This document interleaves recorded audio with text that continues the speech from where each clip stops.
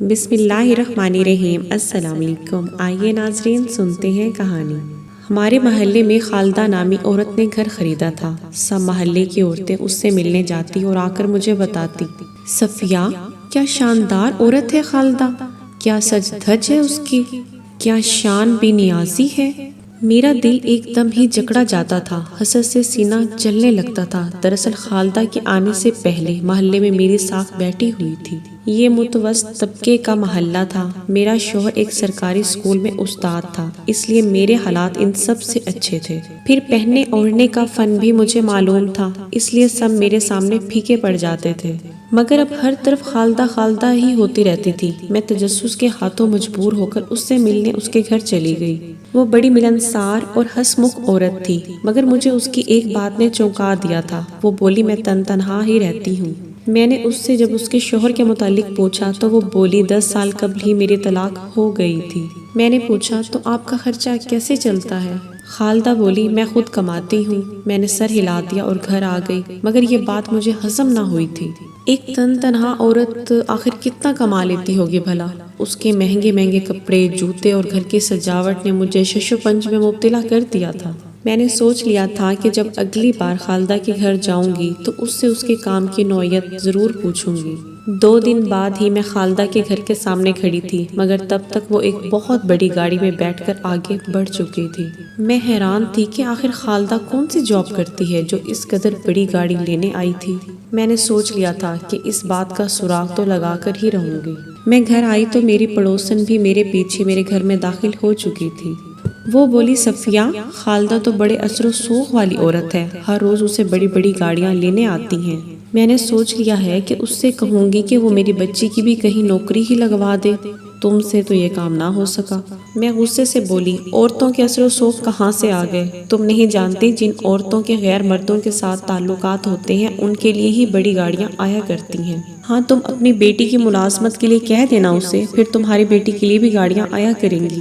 میرا شوہر تو حق حلال کی نوکری کرتا ہے، اسے تو اچھی نوکری ڈھونڈنے میں وقت لگے گا ہی لگے گا۔ تم تو بیٹی کی کمائی کھانے کے لیے اتاولی ہوئی جا رہی ہو، تم سے صبر کہاں ہوگا۔ میری پڑوسن میری باتیں سن کر ہکا بکا رہ گئی تھی اور پھر وہ بڑبڑاتی ہوئی میرے گھر سے باہر نکل گئی۔ مجھے نہ جانے خالدہ کی تعریف سن کر کیا ہو جاتا تھا، میں اپنے آپ سے ہی باہر ہو جاتی تھی۔ مگر بعد میں مجھے احساس ہوا کہ شاید میں نے ایک پاک دامن عورت پر تہمت لگا کر اپنی آخرت تباہ کر لی ہے۔ مگر پھر آہستہ آہستہ محلے کے باقی گھروں میں بھی ویسی باتیں سامنے آنے لگی تھیں جو میں نے اس کے متعلق کی تھی۔ میں بھی گھر جا جا کر ان باتوں کو بڑھاوا دیتی۔ ایک دن میں مولوی صاحب کے گھر گئی۔ مولوی صاحب بھی میری بہت عزت کرتے تھے کیونکہ میں ایک استاد کی بیوی تھی۔ میں بولی مولوی صاحب ہمارے محلے میں ایک فتنہ سر اٹھا رہا ہے، آپ نے اس پر نظر کرم کیوں نہیں کی؟ وہ حیران ہو گئے اور بولے بیٹی کس چیز کے متعلق بات کر رہی ہو؟ میں بولی خالدہ کے بارے میں بات کر رہی ہوں۔ وہ طلاق یافتہ ہے، مگر ہر روز بڑی بڑی گاڑیاں اسے لینے کے لیے آتی ہیں۔ اس کی دیکھا دیکھی محلے کی باقی لڑکیاں بھی اس جیسا بننا چاہتی ہیں۔ سب کی یہی رائے ہے کہ اسے اس محلے سے نکال دیا جائے کیونکہ اس کے چال چلن اچھے نہیں ہیں، ورنہ کوئی شریف گھرانہ ہمارے محلے میں رشتہ لے کر کیوں آئے گا؟ ہماری بیٹیاں گھروں میں بیٹھی بیٹھی بوڑھی ہو جائیں گی۔ مولوی صاحب پریشان ہو گئے اور بولے بیٹی ہم بڑے بزرگ مل کر کچھ کرتے ہیں۔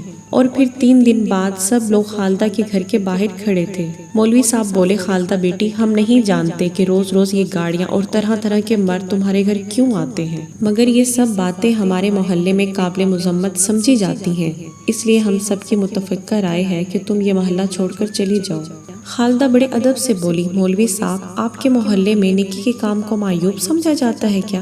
میں ایک NGO چلاتی ہوں۔ ہماری NGO بچوں، عورتوں اور بوڑھوں کو تحفظ دیتی ہے، انہیں زمانے کی سرد و گرم سے بچاتی ہے۔ آپ ہی بتائیے کیا یہ کام برا ہے؟ یہ سارے آدمی کام کے سلسلے میں ہی میرے گھر آتے ہیں۔ مولوی صاحب نے پیچھے مڑ کر مجھے دیکھا اور بولے صفیہ بیٹی تم نے ہمیں خالدہ کے سامنے شرمندہ کروا دیا۔ بات آگے کرنے سے پہلے اس کی تصدیق تو کر لیتی۔ پھر محلے کی کئی عورتیں آگے بڑھی اور بولی ہم تو سمجھتے تھے کہ استاد کی بیوی سمجھدار ہوگی، مگر صفیہ تم تو ہم محلے والی عورتوں سے بھی گئی گزری نکلی جو ادھر ادھر آگ لگاتی پھرتی ہو۔